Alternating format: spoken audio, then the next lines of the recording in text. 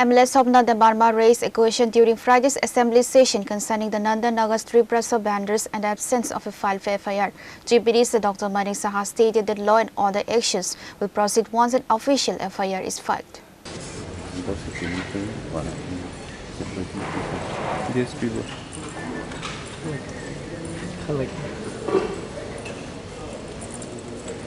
যদি পুলিশ কর্তৃত্ব থাকে তাহলে ড্রাগ ব্যবসায়ীদের দৌড়বেন কি করে? কোটি কোটি টাকা আপনি বলছেন কারি দিয়ে টাকা 10 নম্বর থেকে শুরু হয়েছে, আজকেও 10 নম্বর থেকে আমাদের শুরু হয়েছে।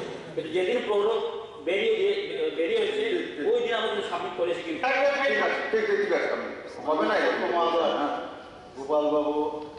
During the second day of the ongoing assembly session, MLS of Nanda Burma raised a pressing question concerning the recent vandalism of Tiprasa vendor shops in Nandanagar.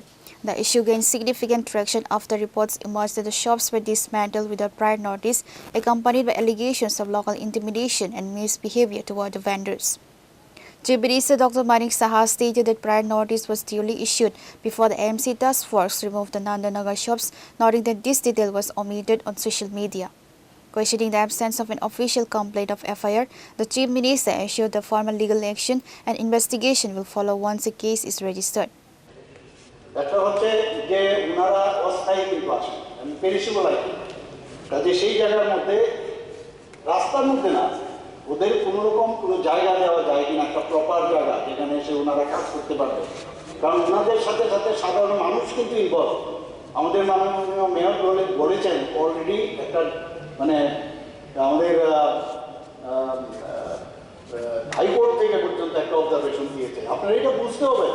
তো অবজারভেশন আমি এসে যেখানে বসলাম যে আপনার তো অসুবিধা হবে, প্রপার যাতে বসতে পারে, একটা সুন্দর একটা বেন্ডিং জোন যাতে করা যায়।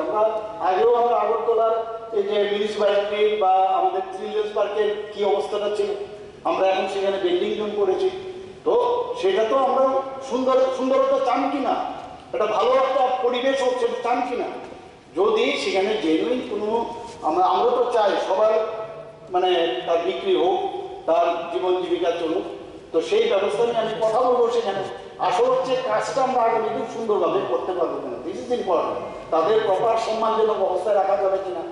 এখন আমি যদি বলি না মাইকিং করেনি, তাদের দেখা ঠিকভাবে, এগুলো তো প্রমাণ করা ভেরি ডিফিকাল্ট।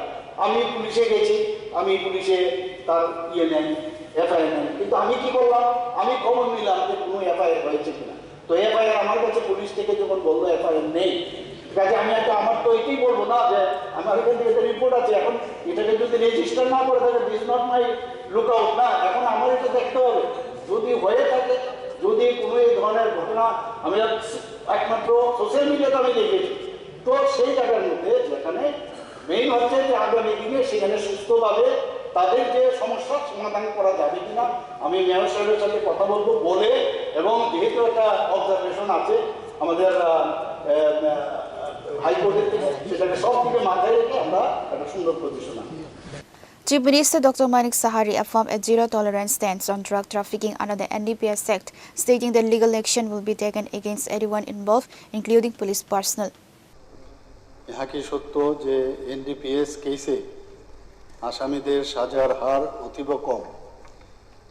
উত্তর, বিগত 3 বছরে এনডিপিএস কেসে আসামিদের সাজার হার ইয়ারওয়াইজ আমি বলছি, 2003-এ number of victims in NDPS act কেসে 16, অর্থাৎ পার্সেন্টেজ 11.7%। 2024-এ কনভিকশন রেট 18, সাজার হার 5%। 2025-এ এনডিপিএস কেস 33, অর্থাৎ সাজার হার 11.6%। উপরে উল্লেখিত তথ্যের পরিপ্রেক্ষিতে এনডিপিএস কেসে আসামিদের সাজার হার অতীব কম কথাটা সত্য নয়। নাম্বার 2, সত্য হয়ে থাকলে সুষ্ঠু তদন্তে এনডিপিএস কেসের জন্য একটি বিশেষ শাখা গঠনের জন্য রাজ্য সরকারের কোনো পরিকল্পনা রয়েছে কিনা। উত্তর, হোম ডিপার্টমেন্টের 12/11/2018 তারিখে বিজ্ঞপ্তি নাম্বার F123 PD 18/3648 অনুযায়ী এনডিপিএস সম্পর্কিত অপরাধ এবং অপরাধীদের শনাক্তকরণের লক্ষ্যে ত্রিপুরা পুলিশ ক্রাইম ব্রাঞ্চের একটি অন্তর্ভুক্তিমূলক অংশ হিসাবে একটি ড্রাগস বিরোধী ইউনিট গঠন করা হয়েছে। মাননীয় অধ্যক্ষ মহোদয়, আমি মাননীয় বিধায়ক শ্রী গোপাল চন্দ্র রায় মহোদয়কে ধন্যবাদ দেব যে উনি অ্যাপ্রিসিয়েট করেছেন যে আমরা যে এই ড্রাগসকে নিয়ে জিরো টলারেন্স বারবার বলছি এবং কাজের মাধ্যমেও কিন্তু সেটা আমরা দেখাতে পারছি। এর আগেও এই বিধানসভার মধ্যে এনডিপিএস কেস নিয়ে অনেক আলোচনা হয়েছে, সেখানেও আমরা কতটা এনডিপিএস কেসের আগে কতটা মাল যে আমাদের এই ড্রাগস কত ধরনের আমাদের ড্রাগস আছে সেগুলো আমরা সিজ করেছি এবং ডিস্ট্রাকশন আমরা করেছি, সেগুলো পুরো ডিটেলস এর আগে কয়েকবার এই ড্রাগসের বিষয়ে কিন্তু আলোচনা এখানে হয়েছে। তো পুরো ডিটেলস এখানের অ্যাসেম্বলির মধ্যে রয়েছে এখানে। কিন্তু এখানে যে বিষয়টা বলছেন যে আমরা বিভিন্ন যে এজেন্সি, সেই এজেন্সির মধ্যে বিএসএফও আছে, আমাদের ইন্টেলিজেন্সও আছে, পুলিশও আছে, ইভেন আমরা অ্যাওয়ারনেস প্রোগ্রামও করছি বিভিন্ন জায়গায়। সেই অ্যাওয়ারনেস প্রোগ্রামের মাধ্যমেও কিন্তু আমরা চেষ্টা করছি যে কিভাবে আমরা এই ড্রাগস এখানে আগে ড্রাগস এখান থেকে যে গাঁজার কথা যদি বলি এখান থেকে যেত, আর বাইরের থেকে এখন সিনথেটিক ড্রাগস কিন্তু আসছে।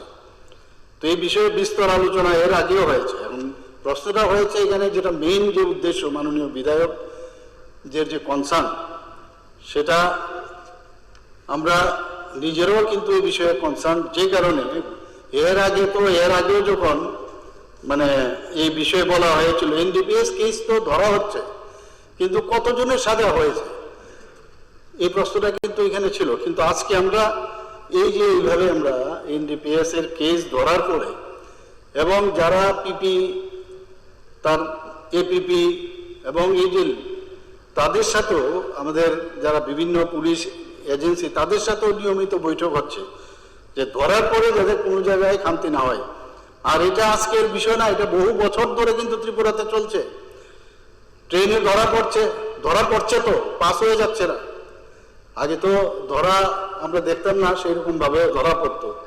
শুধু তাই নয়, যাদের এদের সাথে যুক্ত রয়েছে বহু, আমরা ইভেন উত্তরপ্রদেশ দিল্লির থেকেও ধরে নিয়ে এসছি এখানে। আমাদের তরফ থেকে তো কোনো রকম মানে দুর্বলতার কোনো বিষয় নেই, যা স্পষ্ট সেটা র্যালি আসুক, সেটা গাড়িতে করে আসুক, সেটা আমাদের বিভিন্ন জায়গায়। ইভেন কিছুদিন আগেও আপনারা দেখেছেন আমি এই নিয়ে পুলিশ আধিকারিকদের নিয়ে বসেছিলাম যে একটা জিনিস এরকম করা যায় কিনা, কারণ বহু জায়গায় যারা গার্জিয়ানরা আছেন তাদের ছেলে মেয়েদের নিয়ে প্রচন্ড চিন্তায়। তো একটা বিষয় অন্যান্য তো আছে যা করার, যে অন্ততপক্ষে যারা এখানে ড্রাগসে যুক্ত রয়েছে তাদেরকে তো আপনারা ধরপাকড় করুন।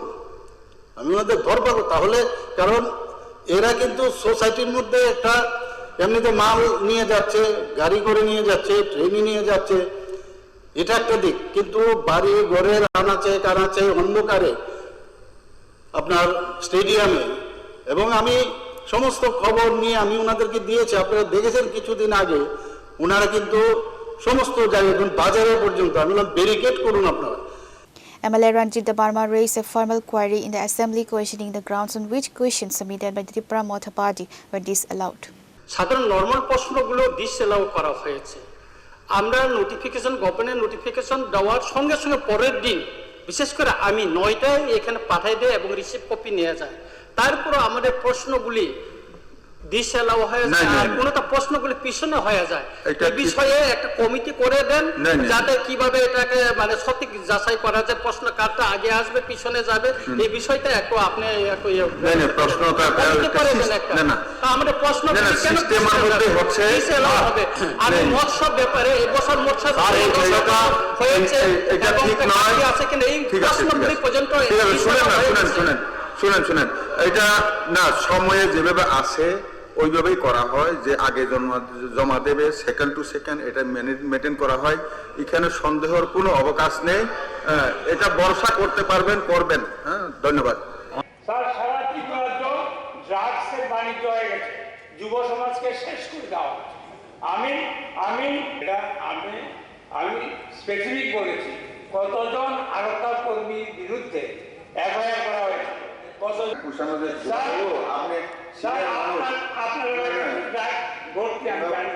আপনার বাড়ির সামনে আমি আপনাকে এখন সবাইকে হাউসকে Reported by Amit and Pravir from Agatla, Chini Khora.